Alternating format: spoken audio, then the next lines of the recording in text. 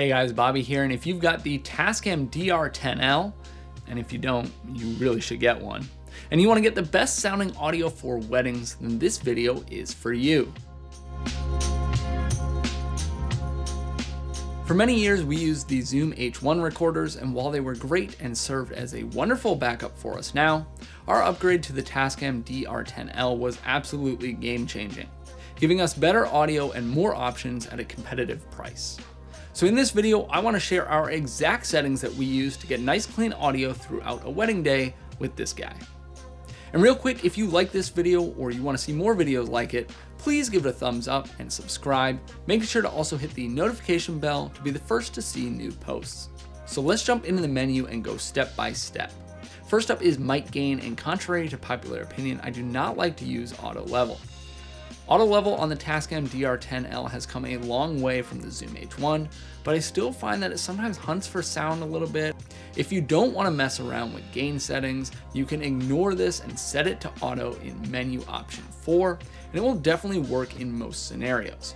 I just find that I prefer it this way, so I'm going to select high because it's also going to record a second track, which we'll get into later, so I'm not too concerned about peaking. Next is low cut filter, and I turn this on. This won't always help, but especially outside with some wind, the low cut filter will help to eliminate some of that noise. It'll give you a cleaner recording. And when it's not outside, I haven't noticed it doing anything to make the audio worse. So for me, there's no reason not to turn it on. Number 3 is the limiter, and I turn this on. This will protect you from peaking if someone gets a little bit loud. Number 4 is auto level, and I touched on this briefly. I choose to turn this off and set my mic gain manually in most scenarios, but there is something to be said for using it, and it does work pretty darn well. So if you do choose to turn this on, just know that your mic gain setting in menu option 1 will not matter anymore. Number 5 is FS sample, and I set this to 48 kilohertz, which records at the same sample rate as my camera, and it lets me sync audio up without any problems in post. Number 6 is bitrate, and I have this set to 24-bit, which is just a better quality than 16. Storage is cheap for these things, and you might as well have the highest quality audio that you can work with. Number 7 is file type, and I have this set to mono. Now I use the lav mics that come with the DR-10L, and this works perfectly for me.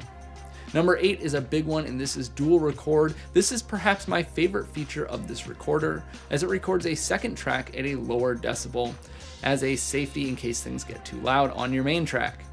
I have this set to on, but if you have the newer firmware, which I am just too lazy to upgrade to, you will have the option between -6 and -12 decibels for that second track.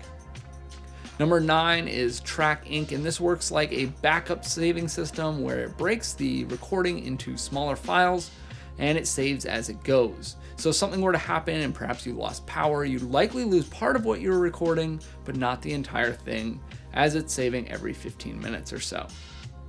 Number 10 is warn beeps, which I turn off. These are warnings for low battery or memory or things like that, but they only play if you have headphones in. And since I'm usually using these for weddings, I typically do not have headphones in, therefore I personally don't use this feature. Next is power save, which I turn on, and this will just turn off your recorder if it's sitting idle and not recording in an effort to not waste any battery.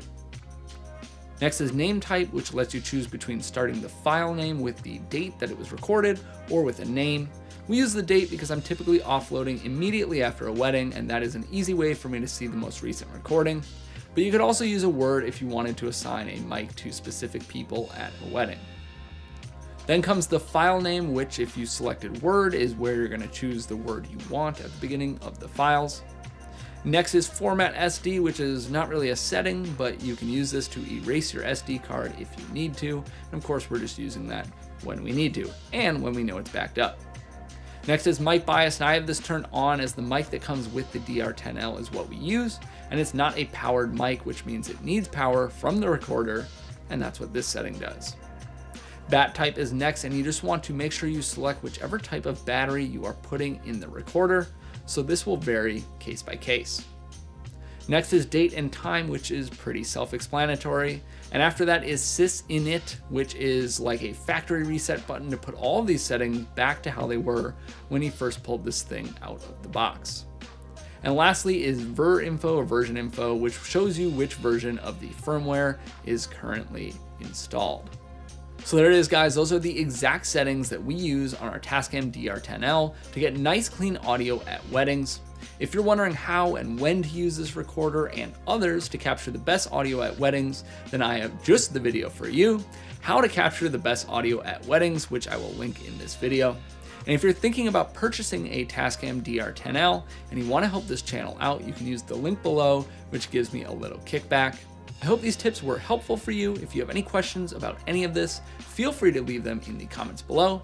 And as always, I'd love to have you subscribe for more videos like this in the future.